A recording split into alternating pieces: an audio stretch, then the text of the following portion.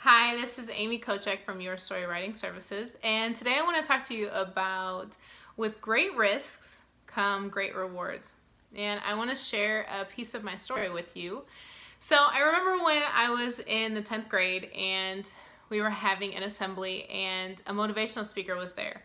And I have no idea what he talked about that day. That memory doesn't stick with me. The part that sticks with me is I remember leaving the assembly and going to our regularly scheduled classes. And I sat there and I had this knowing inside of me. And the knowing was, I want to do that. That's what I want to do. And I don't know where it came from. I don't know where the thought even came from. I just knew that that's what I wanted to do. So I went to my counselor and I told her, I said, I really think I want to be a motivational speaker. And it stuck with me throughout the rest of my high school years until I got to the point of scheduling it as a senior, what I was going to do next. And I remember my counselor said, she said, Amy, you could get a communications major. She was like, but to get a career as a motivational speaker would be difficult because it's not necessarily something that you can apply for in a regular job. It's unconventional. And that thought scared me. So instead of doing that, I decided to go into teaching. And I taught for 7 years in various environments. And I remember once again, I kind of have these like knowing moments that seem to come out of nowhere, but really they don't come out of nowhere. They're from my intuition, deep thoughts that sometimes I push aside because sometimes those thoughts scare me. So I was sitting at a faculty meeting and we were celebrating 35 years. Somebody had taught for 35 years and she was about to retire. So all of us are in the room clapping, we're smiling, I'm looking around, and then like it was once again this pit automatic feeling in my stomach that said, I don't want to do this for 35 years. I didn't know what came after that. I just knew that I didn't want to be a teacher for 35 years. So I decided to quit. And from there, a lot of people asked me, well, what are you going to do next? And I didn't have a solid plan. I just knew that I didn't want to teach anymore. I knew that that was not the environment for me. And not that there was anything wrong with it. I just knew that there was something bigger and greater for me. So I quit and I ended up writing a book. Once again, I never had a plan to write a book. I was never one that said, someday I want to be an author. That was never really a goal of mine, but it just kind of came upon me. I had something to say, so I wrote a book. Then from there, I was like, I want to be an author and I want to be a speaker. And that kind of led me down a very strange path to start writing for somebody else. I was looking at, a young lady had asked me to look at her book, and when I looked at her book, I said, this could be better. I think that this book can be better, and I think I can make it better for you. I had no experience. All I had the experience of was writing my own book, and, you know, I was an English major and an English teacher, so I had the technique down, but I don't know what came upon me to say, I can write your book for you, you know? And I did it.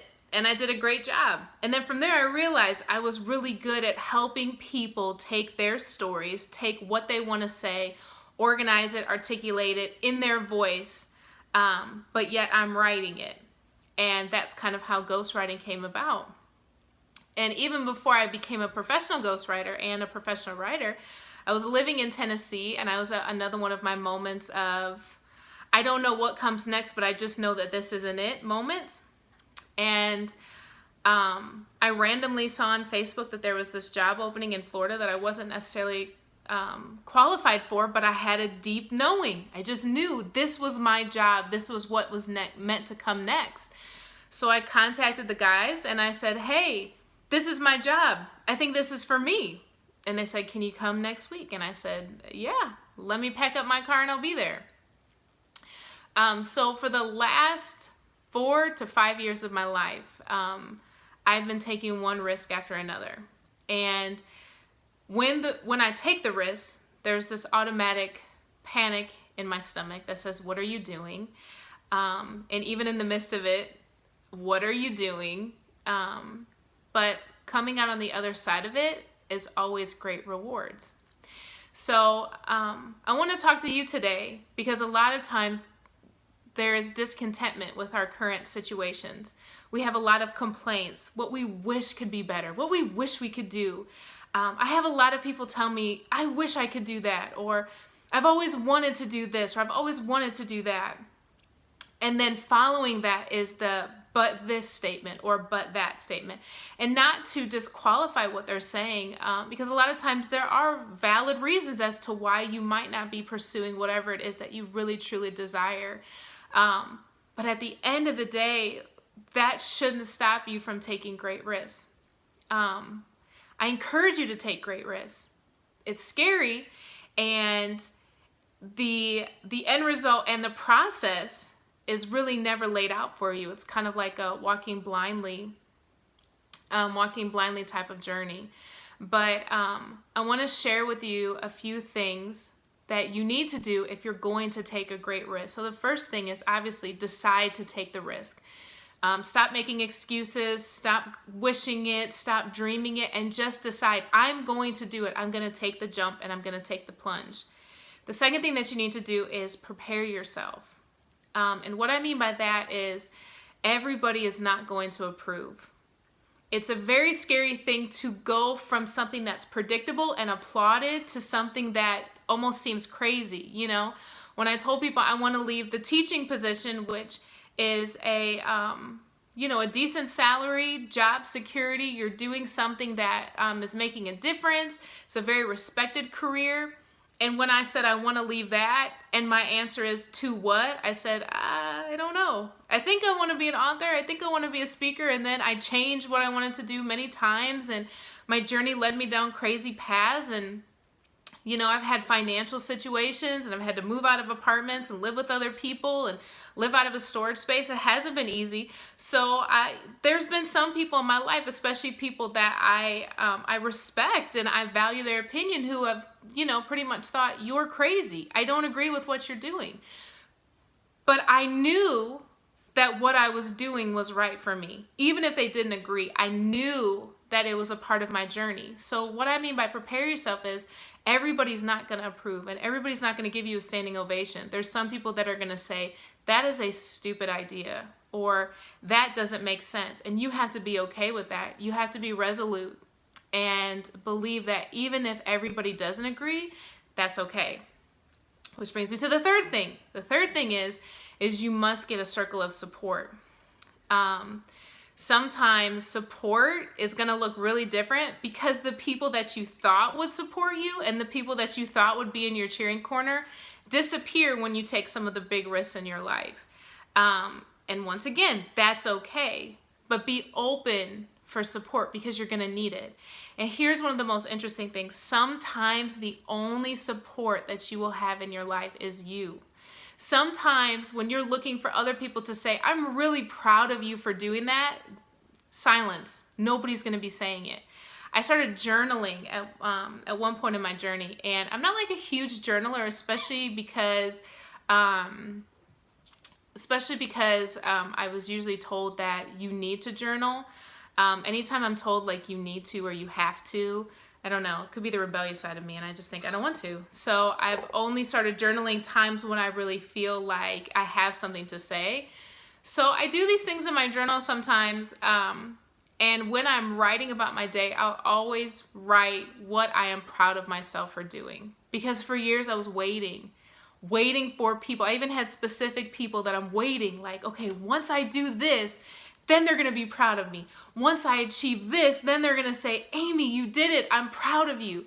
And every time I would achieve what I thought was going to bring me validation, silence, or more criticism. So I stopped waiting on them, and I thought, if nobody is going to cheer me on, if nobody's going to be on the sideline saying, go, go, go, I'm going to be the one that says, Amy, I'm proud of you, because I know how far I've come. I know the battles I've had to fight in silence when nobody else was watching.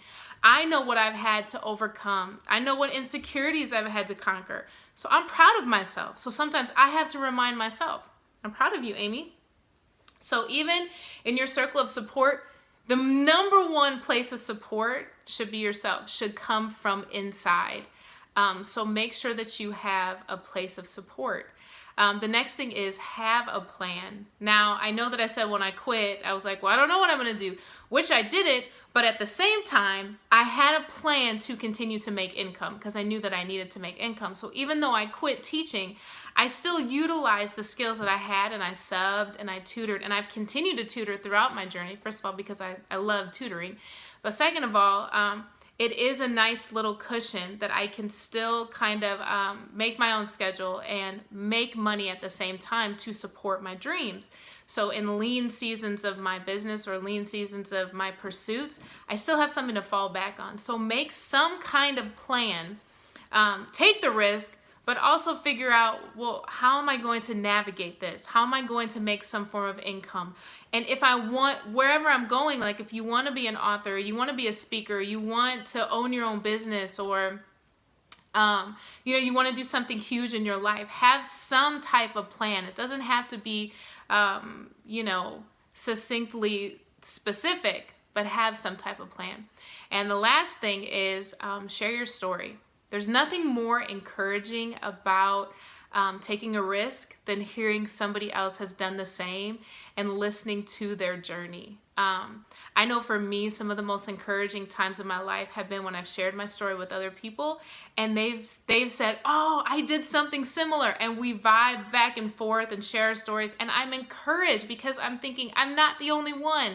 Other people are taking risks with their lives and they're succeeding. And most importantly, other people are taking risks with their lives and it's not easy, and they're struggling and they're questioning and they're lonely, and they're doubting. I need to hear that.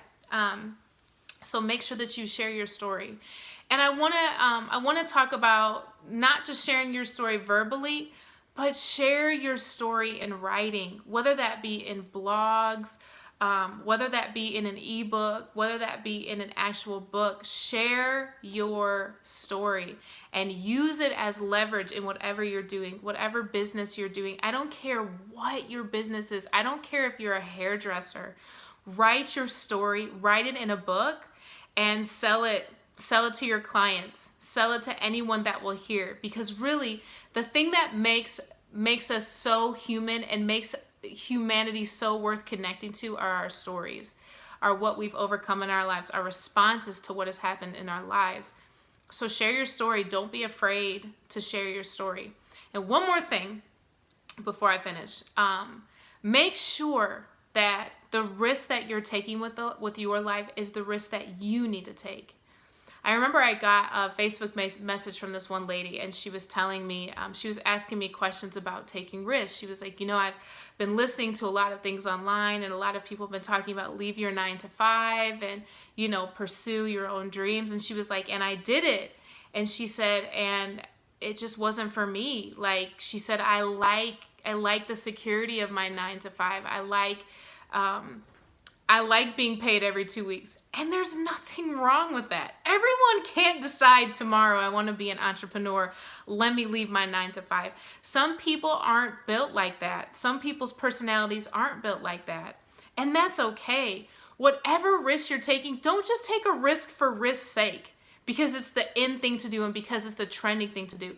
Take a risk that is based on where you're at in your life. Wherever you are discontent or wherever you are frustrated, don't keep talking about it and cycling it and saying, I wish I could, or if things were different, then I would do this. Stop waiting on the stars to align. Stop waiting on the perfect scenario or perfect situation. Those are myths.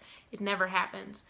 Take the risk, but make sure the risk is for you and the risk lines up with your personality, with your values, and with where you ultimately think your life is going to go. At a young age, I've been a talker, a teacher. I love being up in front of people. I love simplifying complex information. Even when I was teaching, I loved it. It's in my blood. It's in my veins. So the risks that I've taken and the doors that I've opened have all been based on who I know I am. They have resonated with my soul and resonated with the journey I know that I'm on. So make sure that that is what you're doing.